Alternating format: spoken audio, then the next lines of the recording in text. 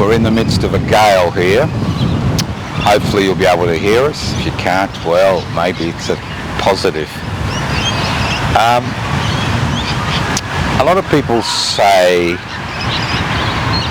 Australians are apathetic. Well, I disagree. I think most Australians are interested in what happens around them, not just their immediate family and friends.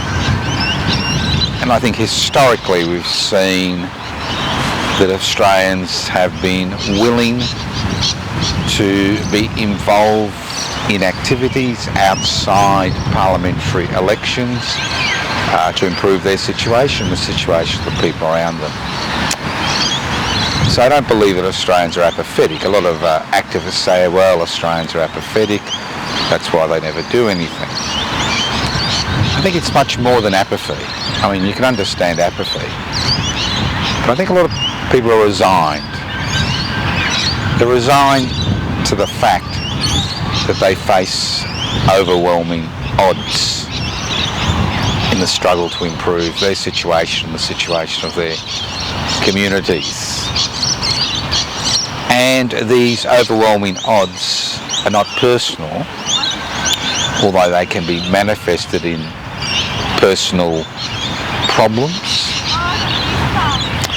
psychological or psychiatric, substance abuse, as a reaction to the type of society they find themselves in. But most of the inhibitions we find to change are structural.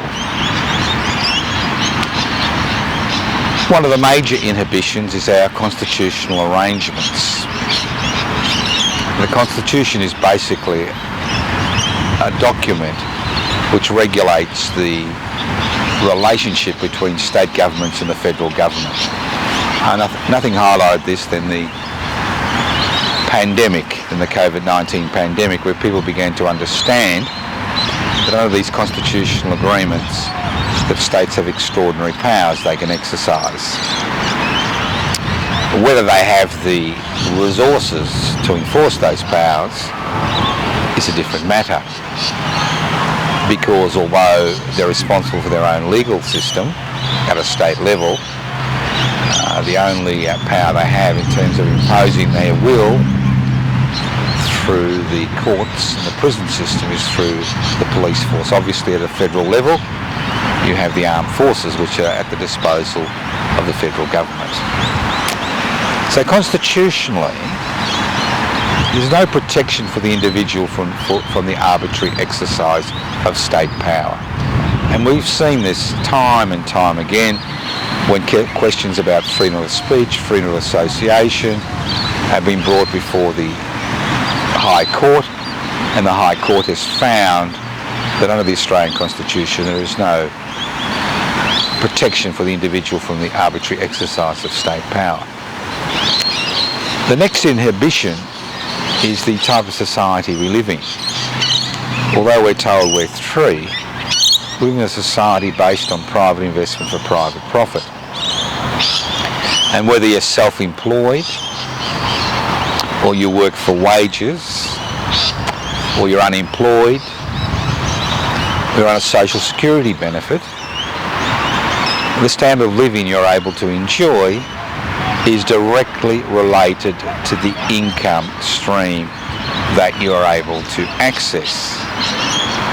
If there's no income, even if it's provided by the state, there's no lifestyle.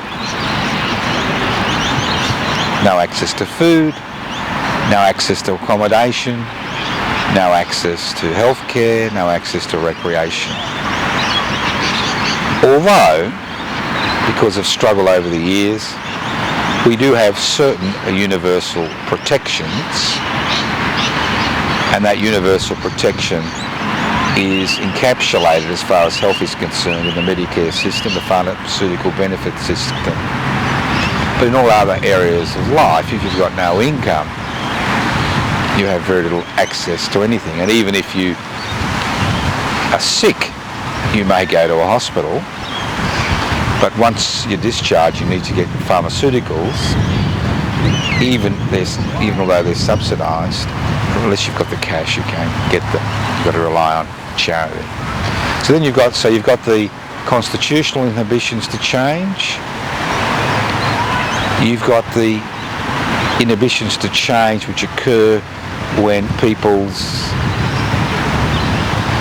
basic needs are not met unless they have access to money. The next inhibition to change is responsibility. Obviously everybody's got responsibility.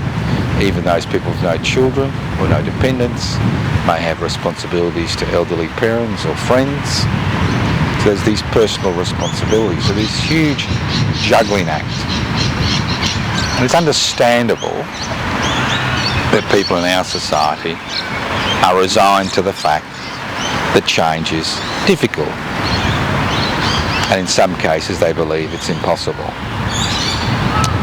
Because they've forgotten the fundamental fundamental equation in a democratic society. Democracy, of the people, by the people, for the people, requires an engaged public. And we live in this country in a depoliticised society. So the next great inhibition is consumerism and the easy access of debt to people who can earn an income. So what you find over time is that as you acquire more and more debt, your ability to act becomes limited because you're spending most of your time paying off that debt. So that people in debt, people with minimal income protection, people who are fearful of the consequences of protest, all make the rational decision that this is the way it is, this is the way it'll be, and they're resigned to the situation they find themselves in. Then on top of that, we have a corporate-owned media, and to a limited and to a lesser extent, a government-gelded ABC, which is hamstrung by legislation and a board and management which has no sympathy in terms of change. What we see is that every minute of every day we are bombarded with information and ideas that highlight that the major important issue that we should follow is consumption. And when you look at the financial sector, the way the financial sector is organised, the way the banking sector is organised, the way that parliamentary legislation to a significant degree has been pushed aside by the 1% of the world, that 1% of the population that means of production, distribution, exchange and communication, you again begin to understand that people like you and me, the types of ideas that we promote or think about or discuss, or in very rare circumstances attempt to implement, are almost non-existent in the media world. And when you look at the social media, to a significant degree, it is dominated by conspiracy theories, people lashing out at each other. And the thing is, it's not social media, it's unsocial media, or more importantly, asocial media. It has nothing to do with society. Then on top of that, those people who find themselves employed have found over the last 40 years that insecurity has crept into the type of employment arrangements which they're involved in.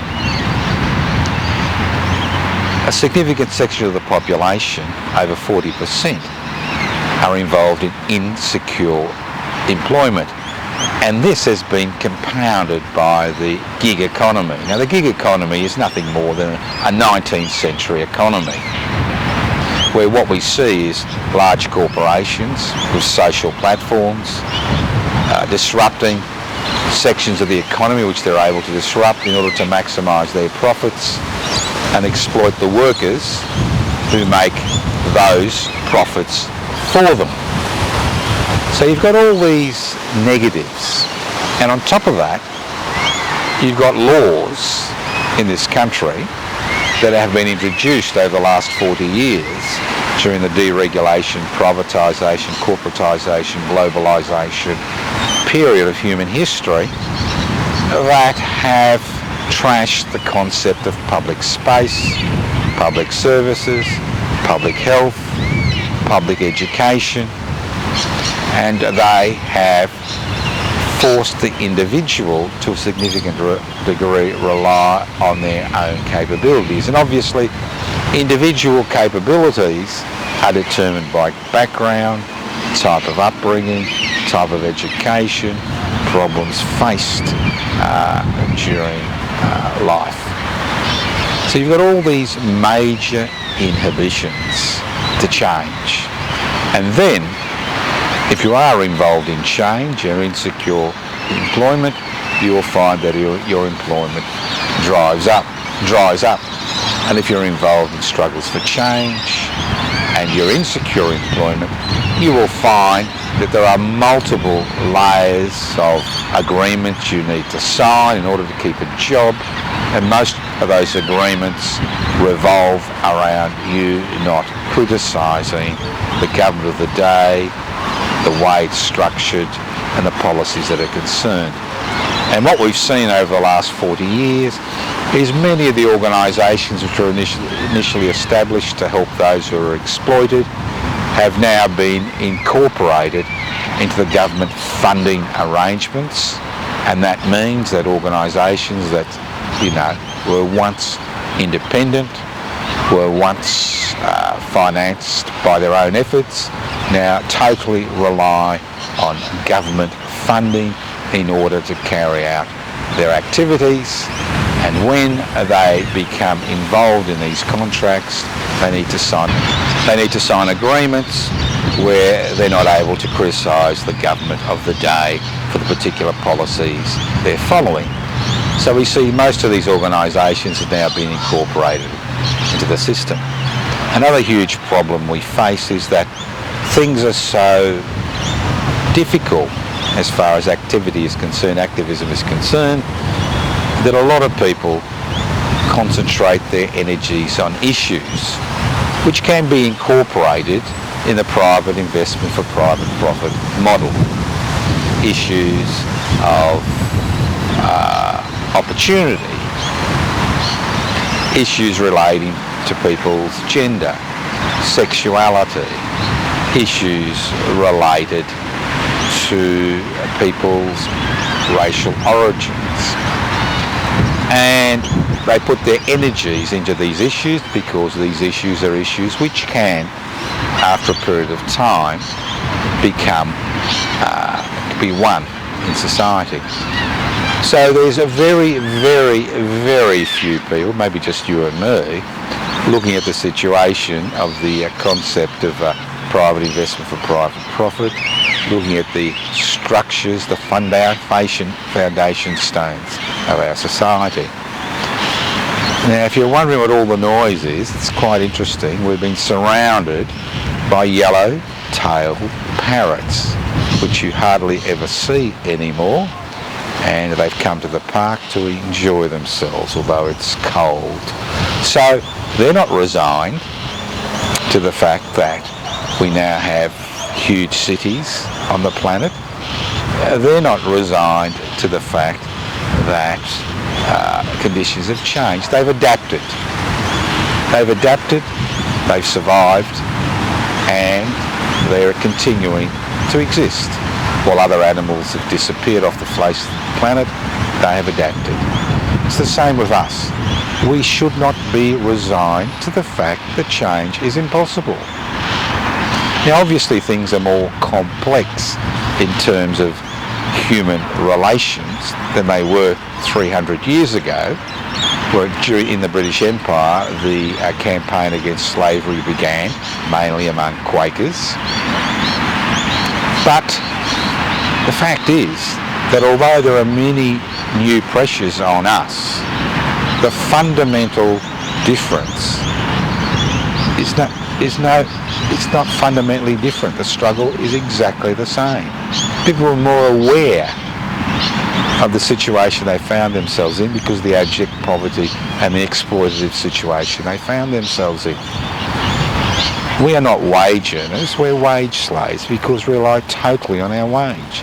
The struggle for a universal basic income, which we have fought for a number of years, is not just a struggle about ensuring that people have the basic necessities, it's a struggle to ensure that people have the time to be involved in the democratic process. The struggle to break down corporate domination of the economy, the struggle to fight against globalisation and corporatisation and privatisation and deregulation. These are struggles to put power back in the hands of people and give people and communities the opportunity to determine their future without the fear of imprisonment, bankruptcy, marginalisation and criminalisation. Because through the law, because we have no constitutional protections, we've seen legislation after legislation being passed which criminalises protest activity, which destroys the public sector, which ensures that there's no such thing as public space. But ultimately, it's only us that can change things. If you're expecting your religious gurus, your political gurus to change things for you, they won't, because there's no pressure on them to make changes. Reforms rain down on people when they put pressure on the institutions which control their lives to change. If there is no pressure and just acquiescence, nothing changes. To be apathetic is understandable, but to be resigned to the fact that change will never occur because of the structural inequalities that exist in our society is criminal. It's criminal. Because to be resigned to the present means there is no future for anybody. If you're interested in pursuing these ideas, I encourage you to look at the Public Interest Before Corporate Interest website. You can join online and become a member of pibci, P-I-B-C-I. But importantly, whether you become a member of pibci or not is irrelevant. What's relevant is that you don't become resigned to the fact that you think a change is impossible. Once you've become resigned to those ideas, that change is impossible, you become a cog of the machinery that exploits you, your family, your friends, your community, your nation, and all of us.